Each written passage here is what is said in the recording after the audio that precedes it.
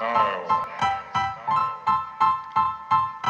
Style is the answer to everything.